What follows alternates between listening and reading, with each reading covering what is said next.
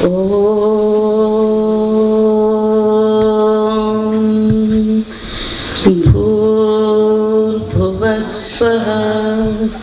तत्सवितुर्वरेण्यं भर्गो देवस्य धीमहि धियो यो नः प्रचोदयात्। ॐ सहनाववतु सहनो भुनक्तु सह वीर्यकरवावहै तेजस्विनावधीतमस्तु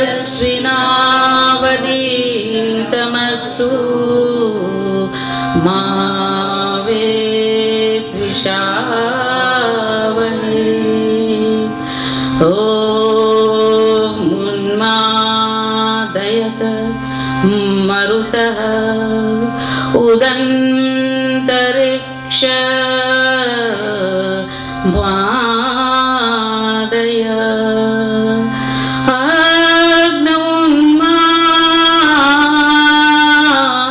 अग्नौन्मादया त्वमसो मा मनुष्योचतु।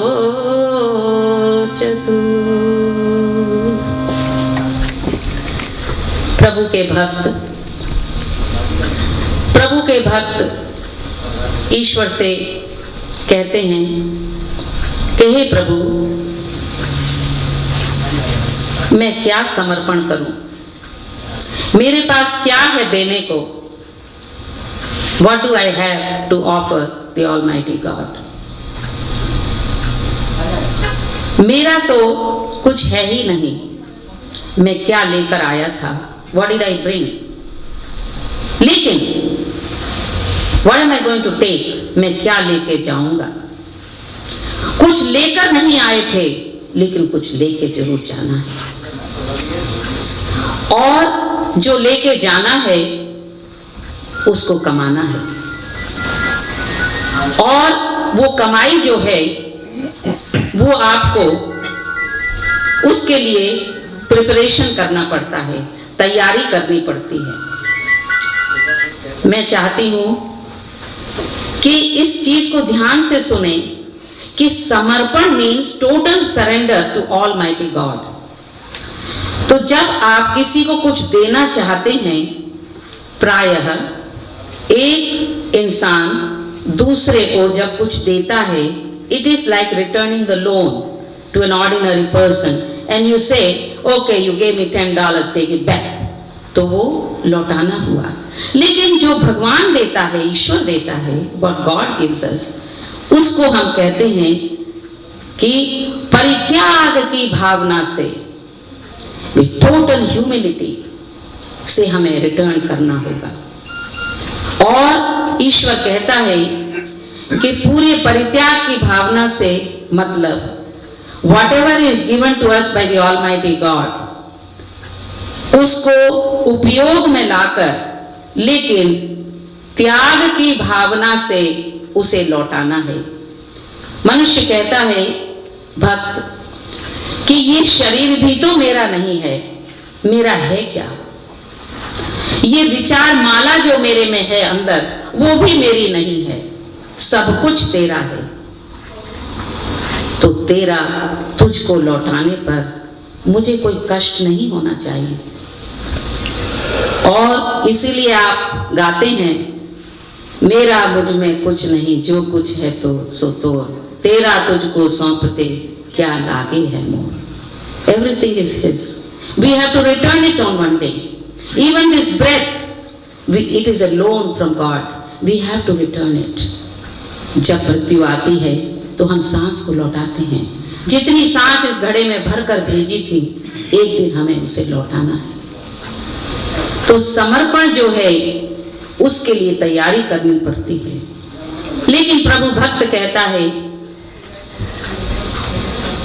पितवे नः शृणुहूयमाना,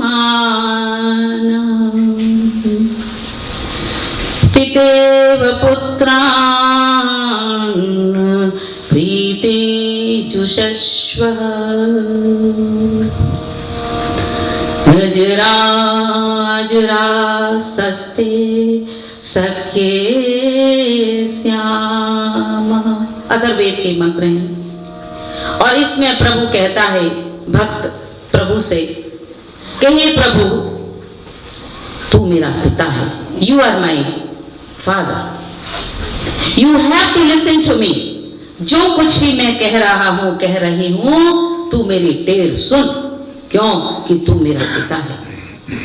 अधिकार से कहता है प्रभु भक्त, और ये भी कहता है कि मैं तेरा बालक हूं, मैं तेरी बालिका हूं और तू मुझे प्यार भी कर। We want his love, we want him to do everything for us, we want him to accept us, but to be accepted by him is going to be a great task. हम ईश्वर से तो कह सकते हैं कि तू मुझे प्यार कर, तू मुझे अपना बना ले, लेकिन ईश्वर क्या सबको अपना बना लेता है? नहीं। तो कहते हैं यजुर्वेद में वेनस्तदं पश्यन् हिंतं गुहा सदयत्र विश्वं भवतेकनीड्यं। जो ज्ञानी होता है वो जानता है कि उस प्रभु को कहाँ ढूंढना चाहिए।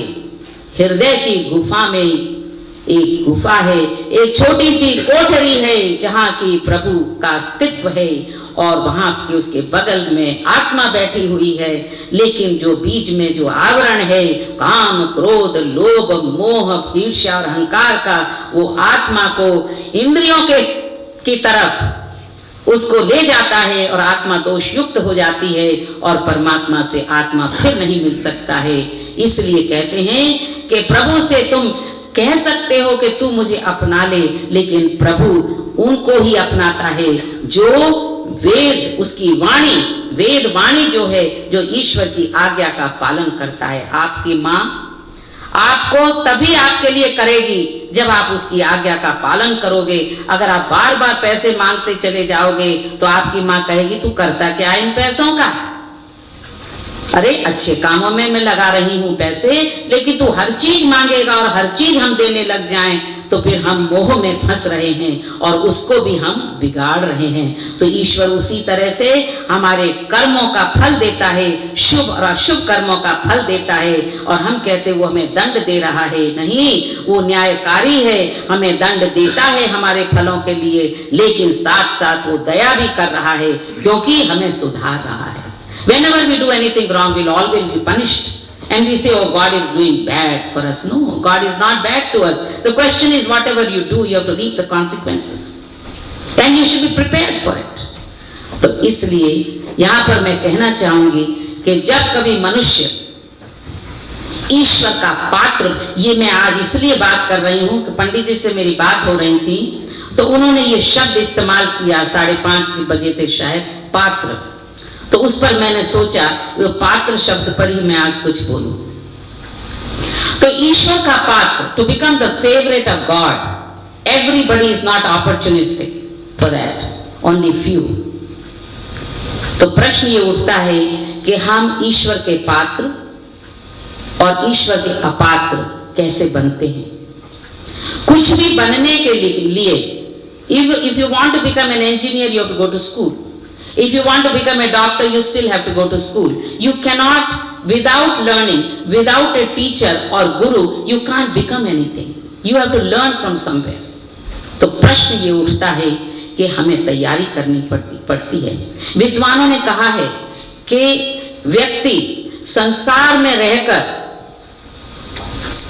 अगर वो ऐसा कार्य करता है कि संसार यानी दुनिया के हर समुदाय और जगत के उल्लास के जोड़ में वृद्धि करके जाता है, तो कहते हैं उसके जाने के बाद कि वह आदमी बहुत धार्मिक था।